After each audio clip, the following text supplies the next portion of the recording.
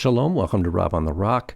I'm Rob Vanoff, and for this week's Torah portion, which is Parashat Ekev, we're going to look at a fragment from the Dead Sea Scrolls that is actually not in Hebrew, not in Aramaic, but in Greek. You see the image here. It's just a tiny fragment from Deuteronomy 11. What's amazing about this little fragment is that it's dated to about 200 BC. So this text, presumably of the whole book of Deuteronomy, perhaps in Greek, even though we just have this fragment, is older than, like, it's pre-Maccabean, right? It's just before the Maccabean dynasty or the Hasmonean dynasty. So this is still what we call early Second Temple era, or early Hellenistic era, right? It's right after Alexander the Great and that whole century where the ancient Near East was transformed into integrating Greek language and some Greek culture. And so here we see one of the probably the earliest evidence we have of a Greek translation of the Torah of Moses. And we estimate that the Greek translation of the Torah of Moses happened sometime in the 3rd century BC, and there are different recensions. It's not just one official translation. And the passage we're looking at from Deuteronomy 11 actually goes back to, I'm just going to, even though the fragment here is verse 4, I'm going to look back and just read some from the King James from verse 1 of chapter 11. Therefore, thou shalt love the Lord thy God and keep his charge and his statutes and his judgments and his commandments always. And know ye this day, for I speak not with your children, which have not known and which have not seen the chastisement of the Lord your God, his greatness, his mighty hand, and his stretched out arm, and his miracles and his acts which he did in the midst of Egypt unto Pharaoh, the king of Egypt, and to all his land. And then verse 4, and what he did unto the army of Egypt, unto their horses, to their chariots, how he made the water of the Red Sea to overflow them as they pursued after you, and how the Lord hath destroyed them unto this day. Now, this is an extended passage here that we're just cutting into here, but the specific fragment here that we're looking at just contains enough for us to identify where it belongs in the scriptures. And it's this passage, how he made the water of the Red Sea to overflow them as they pursued after you, and how the Lord has destroyed them unto this day. Now, in the original, we would have had the word Lord here, and then it would have been after this section here. Let me change color. So the word Lord would have been somewhere down here on the lower right. But sadly, it's broken off. So one thing we don't know about this manuscript is whether the tetragrammaton was used or whether a circumlocution was used, like kurios. We just don't have any evidence to say which way that would have fallen. But if we look here, so real quick, this is on leather. So this is a image from the Dead Sea Scroll website you can go to and look at. It's on what we call, leather. It's on parchment, and you can see it's Greek writing. And I have the transcription down below here. And what I have in bold is what is actually visible on the fragment. It's these words here, and I tried to arrange them in a way that kind of followed the way they look on the manuscript here. So some of the letters, if we can make out here's a omega and a sigma. Remember, a sigma, for those who've done some Greek, it looks like a letter C. Epsilon, P or pi, as they say, another epsilon. So that's kind of broken off, as you can see. Here we have a sigma and a letter which was an eta. Before that looks like a H. Epsilon, rho, upsilon looks like a letter Y. Here's a theta and another rho and an alpha. Notice how they make the alpha kind of like that. That's what this is right here. It looks a lot like our letter A, doesn't it? And then it continues on. Eta, letter P, and then I believe that's a yod for epi. And then continuing on. If you've done a little bit of Greek, maybe you can follow along. If not, no worries. Omega, kappa, omicron. And then guess what that is? That's a nu. That's a letter N. And then a T or a tau. And now this is an omega, but you can see how the leather is flaked off. So that's omega, nu, like that. And then another alpha. And this is going to be an upsilon, if I remember correctly. And then, let's see, I believe this is a kappa, alpha, iota, alpha. There's a P or a pi here, but it's broken off, omega. So that's what we're looking at here. And it's enough for scholars to be able to figure out what words must be around it. And it lays out exactly what we see here with Deuteronomy 11, verse 4. How he made the water of the sea, the red. Now, I have it, the word order is funny here because in Greek, you have the noun, then the modifier. The sea, the red. So, the verb here, hos epeklusen, is how he made to flow. He caused to flow. What did he cause to flow? Tahudor. Now, hudor, that's our word for water. Hudor tes thalases tes eruthras. So all we see, though, is the ace eruthras, which means the red. And then epi prosopu auton, upon their faces or over them. So all we see are, like I said here, what I have in bold. The rest we're able to reconstruct from surviving manuscripts of the Septuagint.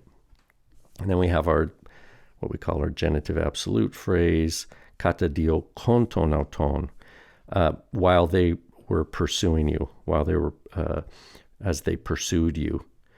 And then we have the beginning, we have kai apolisen autus, and he destroyed them. And now in the Septuagint, we have kurios, which is the subject, and he destroyed them. Who destroyed them?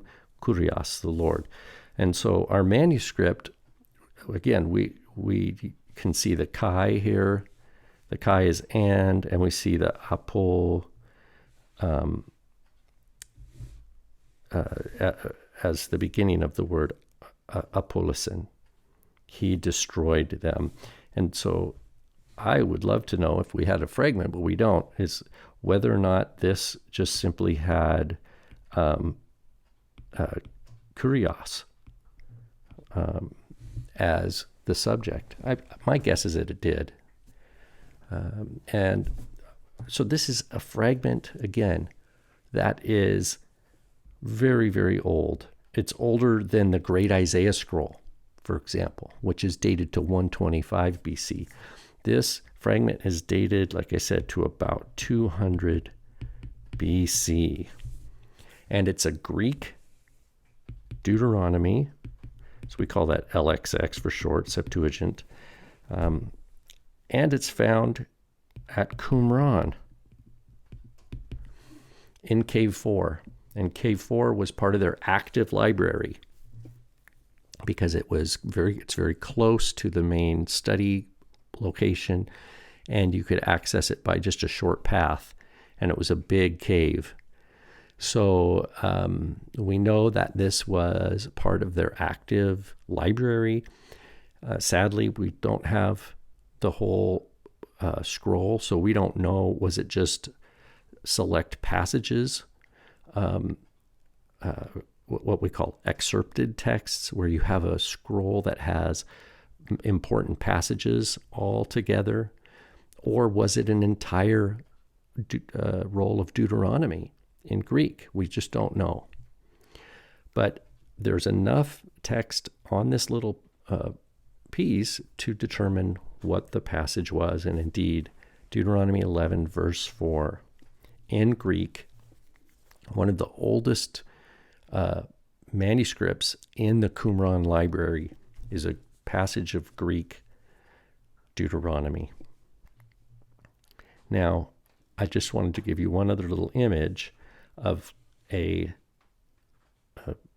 papyrus. Now, this is, sadly, it's a black and white image, but you can see can you see the fibers going back and forth?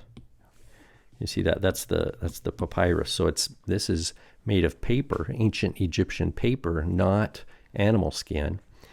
This is dated probably to the 1st century BC. So sometimes, between 100 and 0 BC. And it is also a fragment from Deuteronomy 11. It's not the same passage. It's a little further down. This is from verse 10, where the Lord is saying that the land that you're going to inherit is not like the land of Egypt. And but notice here the letters. It's not as high quality an image as we have from Qumran, but you can see, maybe if I use blue, you can see here, we see the letter M. See that? That's a mu. Then we have an eta, sigma, and look at that alpha. Isn't that nice? Iota, and then another nice alpha, and then upsilon. So this is part of a larger word here, which is kleronomesai, to inherit, kleronomesa autein. So this would presumably have continued to be this, which is autein. Actually, but the new, I put a lowercase nu. This nu would be like this. So for those who've done some Greek, it would look, if I were to do it in lowercase, klerono mesai, like this. And what we're seeing here is just the mesai, and then autein, her, which, inherit it. Her referring to the ge. The ge is the land. So what I have a bold line over here is what we see here in the text. Actually, just to there. And then the next word, what is it? The land of Egypt. And so we would have a nice alpha like they make here. This is a iota, a gamma. Remember, a G, a letter G is looks just like that. Gamma, upsilon, remember, it looks like a Y. And then we have a letter P, which is broken, but that's a letter P, tau, omicron, and then another upsilon. And this is for where it says the land of Egypt. Hege Aiguptu. So if we were to write this in our kind of the way we write it today, there's our capital A, but it'd be iota. The gamma would look like this: upsilon, P, tau, omicron, and upsilon. And this means of Egypt. So we don't see the word land here. But again, just like with the manuscript from Qumran, this was found in Cairo, I believe, in Egypt.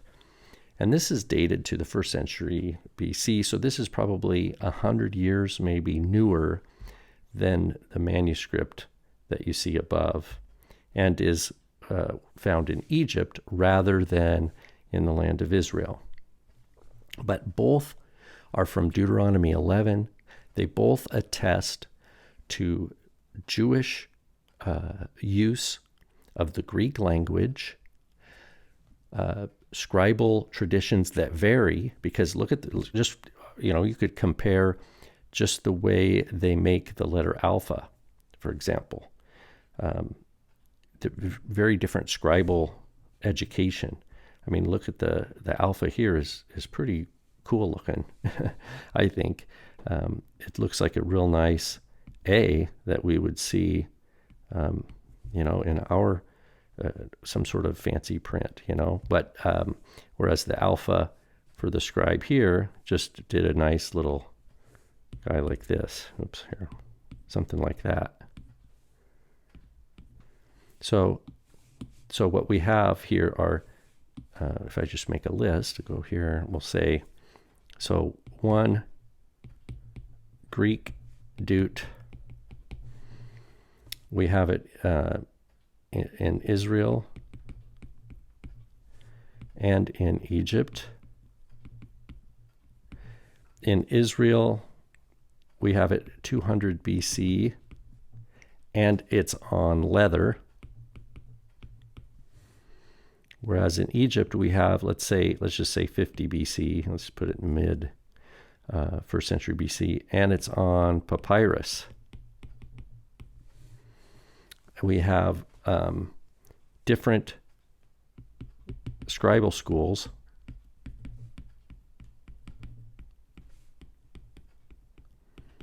Like different letter formation, different layout on the page, etc. And this is all still BC. That's what's really important here. So we have evidence here of it's like a sneak peek into the rich scripture world of the Second Temple era.